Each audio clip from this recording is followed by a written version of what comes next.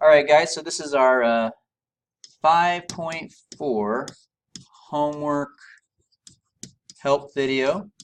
I had some students requesting help on the following problems. I'm going to be doing numbers 25, 27, 29, 31, 35, and 37. Okay?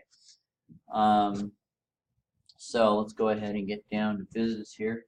Number 25.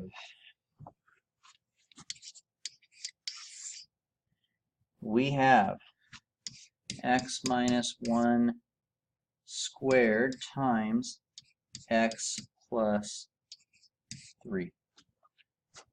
And that's our function, which we're going to call f of x. The directions are asking us to find critical values and intervals of increase and decrease. Now, since this is a problem that I assigned yesterday, let's just focus on finding the relative minima and maximum and ignore the directions here. You could still do all those things that it says in the directions, but all I really care about is that for this one is that you guys found the where the relative extrema were.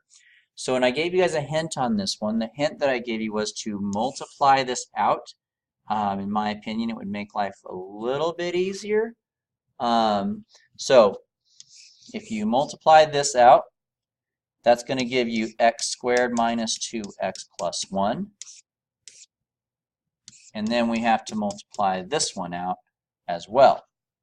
Okay, so now I'm not going to spend too much time with this basic algebra stuff. I'm going to assume that if you guys took the time you could figure these out, but that's going to be x cubed, negative 2x squared, and 3x squared is going to be x squared, x, and negative 6 is going to be negative 5x, and then 3.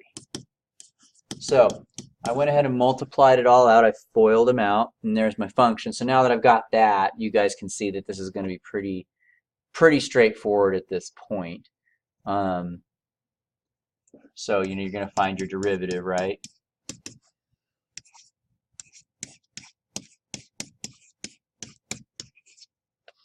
And then from there, we're going to find where it's undefined and 0. Now, it's never going to be undefined, so I just need to find out where it equals 0. I hope it's factorable. It may not be. If not, we have to use our quadratic formula. There's another way we can do it on our calculator, but let's see if it factors first.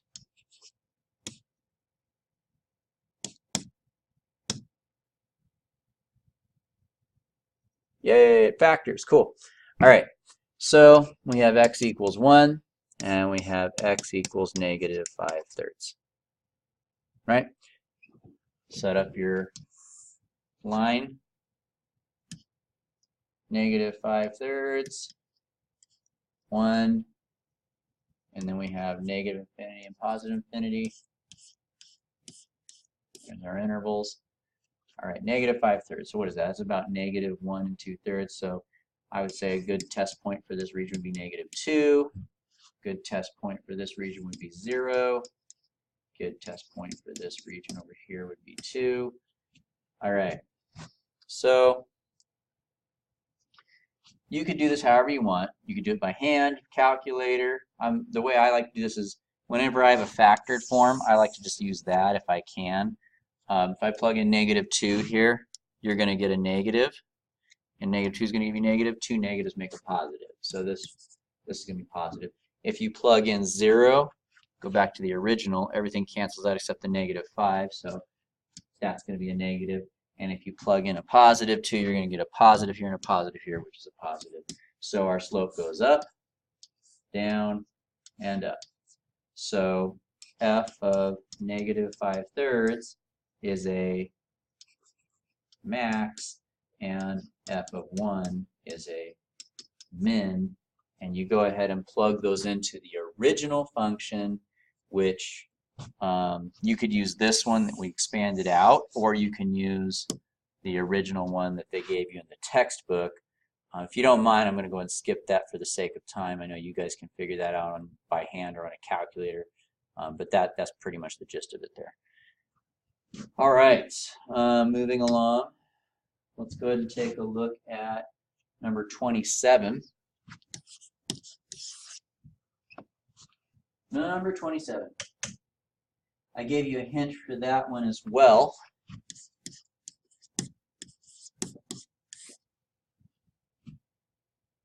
My hint on this one was that you guys should write it out as two separate fractions, and what I meant by that was this. So this simplifies, right? And you can actually rewrite this like that. Much easier if you rewrite it like that. At this point, I think I'll go ahead and find the derivative for you guys. But at that point, I think that you guys should be able to handle it. Ah, heck, I'll go a little further for you. We can factor this, right? It's a difference of squares, isn't it? So that's going to be x squared plus 1, x squared minus 1. Now this one's done, but this one is actually yet another difference of squares, right?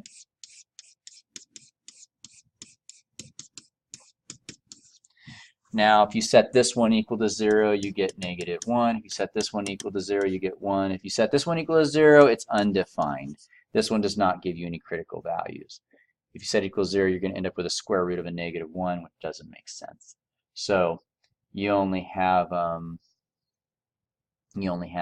now this is not this is not a place where the derivative is undefined, so maybe I should be a little bit more clear.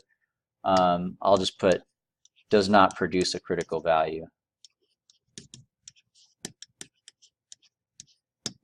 because if you try to solve for x, you can't get an answer out of that, so there's no critical value for that point, for that particular factor.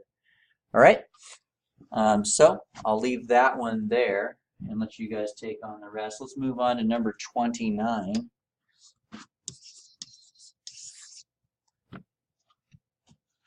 For number 29, okay, that's where we start getting into the weird math stuff, fraction exponents, right? So let's see, what's up with that? So derivative first, right?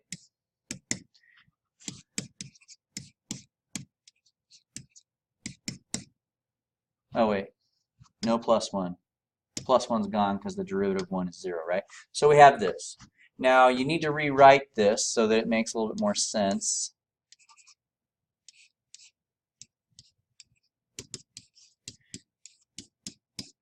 Now, we talked about fractions. We talked about how if you want to find out where the fraction equals 0, you set the top equal to 0, but you can't. So there's nowhere where this derivative equals 0. It does not give us any solutions. However, if you want to find out where the derivative is undefined, you set the bottom equal to 0. Now that's pretty easy to solve. The only thing that's going to possibly make this 0 is if x equals 0. So you end up with one critical value there. Okay? So that's pretty straightforward. At that point, I'll let you guys take over and finish it. All right. After that, we have number 31. 31, x plus 2 to the 2/3 power.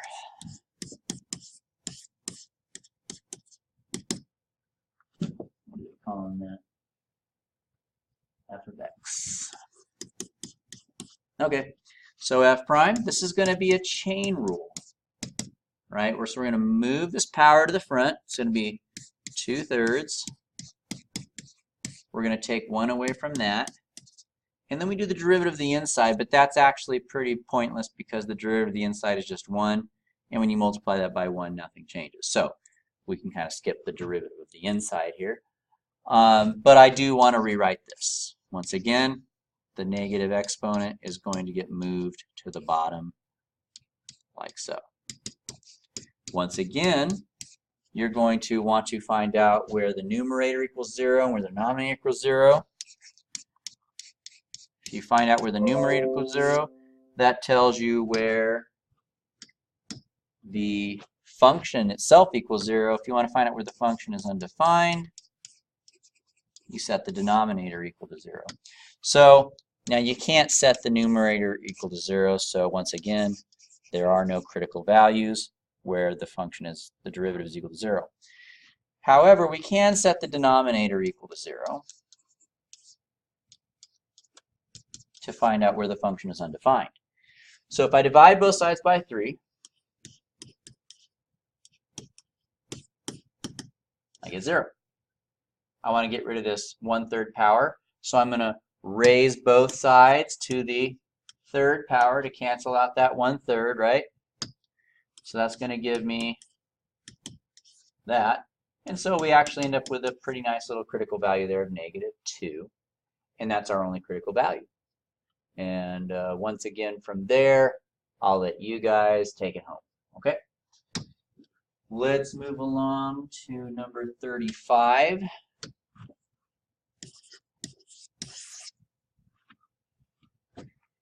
(2x plus 1 over x).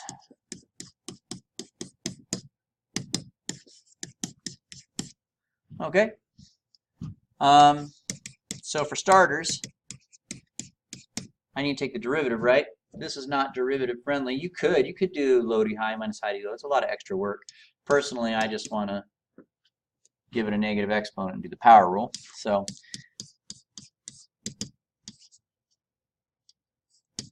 move the power to the front, take 1 off the power.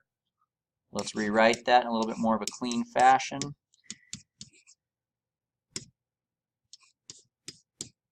There we go. There's our derivative. Now, at this point, I suppose we could probably just start by setting it equal to 0. Let's see how that goes, right? You might want to, I mean, the alternative way is to get a common denominator here. However, I think we can kind of just go at it from setting it equal to 0. I think we can also find right away where it's undefined as well. It's undefined, obviously, at 0, right? You can't have 0 down here, so that's one of our critical values. The other one would be where the function is equal to 0. So if we have that, what I would do first is I would add this 1 over x squared to both sides. Okay, and then I would multiply both sides by the x squared, divide both sides by 2,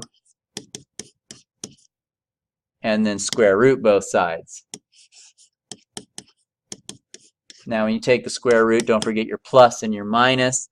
Once again, the answer in the back of your book, they're going to be writing it like this. You know, if you simplify this, you get 1 over the square root of 2, and then if you multiply the top and bottom by the square root of 2 to rationalize it, you get this.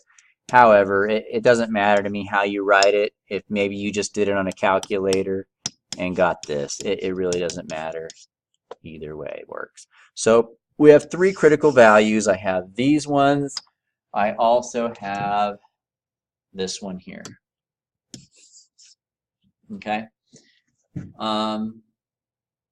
So at that point, I think you guys could probably find your critical values on your own. I'm feeling like maybe I should do this one. I don't know. Let's see what happens.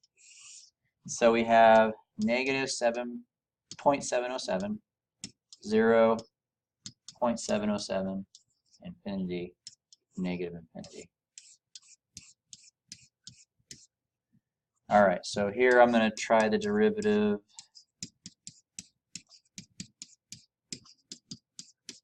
So the derivative to the left here, let's say, is -1. In the middle here, u, negative 0.5, positive 0.5, and 1. All right. So let's see how that pans out. Now, this derivative is pretty easy just to check mentally. I think, maybe not. For some of you it may be, for some of you it may not be. Like if I do -1, that's really easy, right? If you plug in -1, It's going to be 1 squared over and 1 over that. Okay, so my video got interrupted. But anyway, I went ahead and finished the work before I realized that. I did my checks, and this is what I got. Interesting situation here. You'll notice that it's increasing for the -1 interval, and after that's decreasing, so that means that 0.707, if you plug that in to your function, you'll get a max. And you also have it going from negative to positive over here at 0.707. That gives you a min. So it goes from negative to positive at 0.707. Now, but the 0 is interesting because the 0 critical value, it goes from negative to negative, which means that that is not a max or a min at that point. Remember, it has to change signs. Now, my guess is that if you actually graphed this function, since 0 is undefined, that's going to be a vertical asymptote.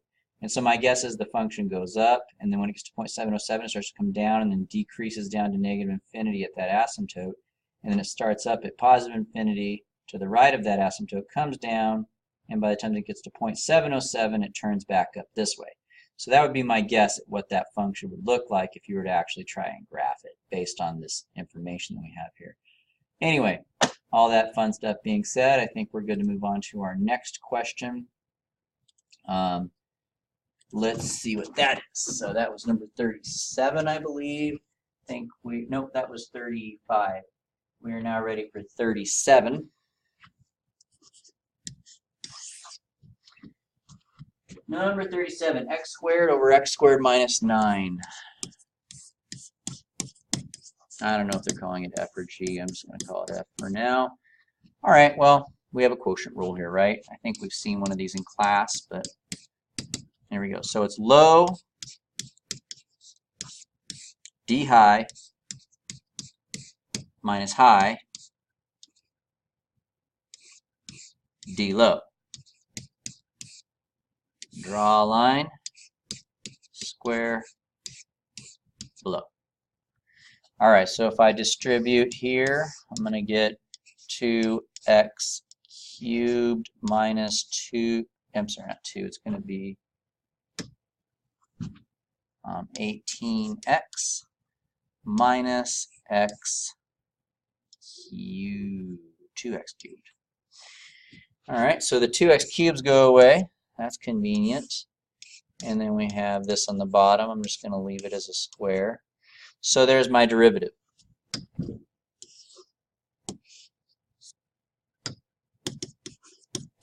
And once again, if you want to find out where the critical values are for this particular type of a function, you will set the top equal to 0 and the bottom equal to 0. So setting the top equal to 0, we find that x equals 0. Setting the bottom equal to 0, we're going to take the square root on both sides first, right? And you could either solve this by factoring or square rooting. I'm going to go ahead and move the 9 over and take a square root, and that's going to give me plus and minus 3. So we have 3 testing intervals. I don't foresee anything too interesting happening with this one along the way.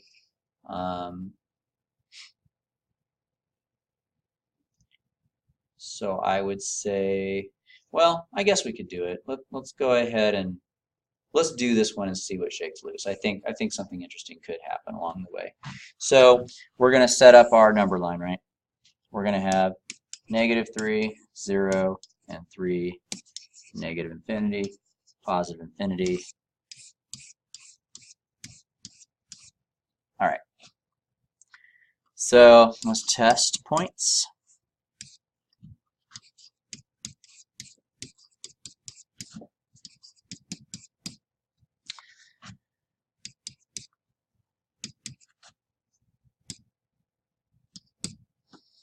Okay. So I want to plug those into this derivative formula up here. All right, so if I were to plug in a -4, the top will be positive, the bottom will be positive, so this can be plus. If I were to plug in a -2, top will be positive, bottom is going to be positive as well. If I were to plug in a +1, it's going to be negative, and then on the bottom it's going to be negative there as well. So that is another slightly interesting outcome there. So you're noticing that it goes up here, it continues to go up on that interval, then it's down and down. So it would seem that f of 0 would be a max, and that's our only relative extrema. We'll probably should plug it in to the original function just in case to make sure that all's well. Sometimes when you plug them in, it doesn't work out, and you actually have to throw it away as a non-valid answer. I think it was this, right? Yeah, so it's 0. That's okay. So we have a relative max at 0. But just as a side note, suppose you think this is a max. If you try to plug it into the original function and it's undefined, then it's nothing. So you can't include that as a relative extrema. But there you guys have it. All right. So that was number 37. Moving along into number 41 is our last one for the 5.4 homework help.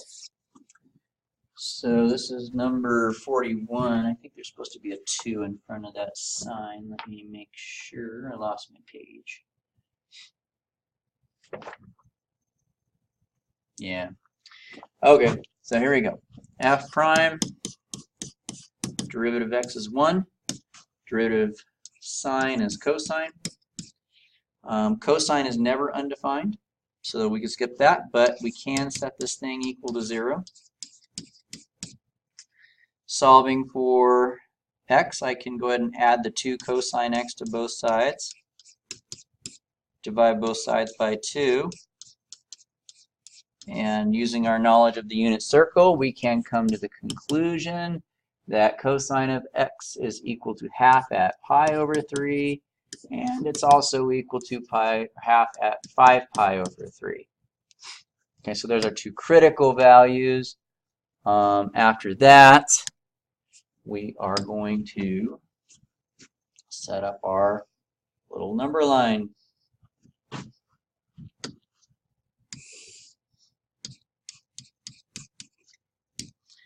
And we are restricted to 0 and 2 pi.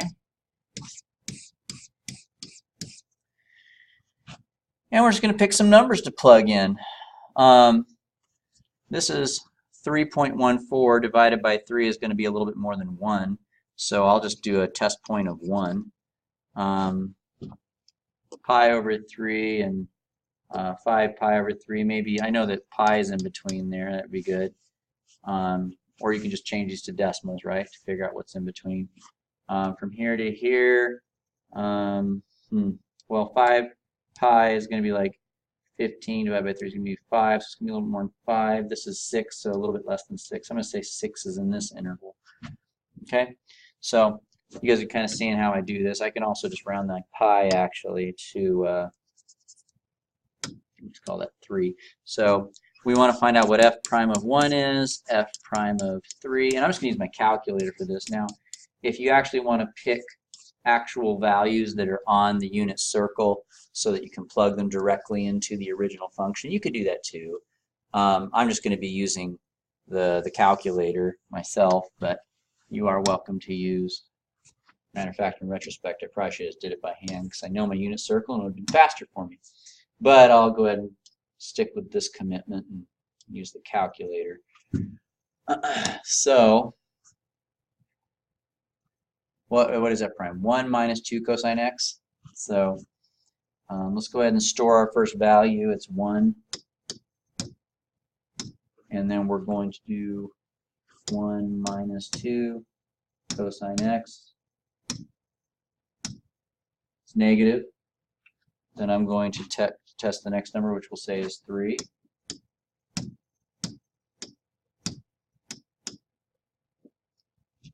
That's interesting. Let me store the x again. I think I screwed up.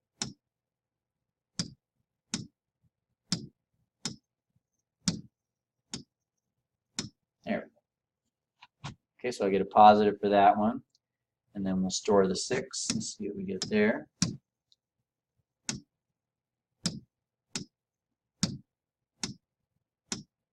Negative. So it goes negative, positive, negative.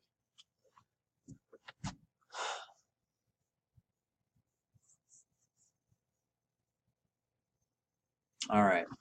I'm going to let you guys take it from there on that one. Okay, so that ends the 5.4 homework help. I'll also be putting in a 5.5 homework help as well.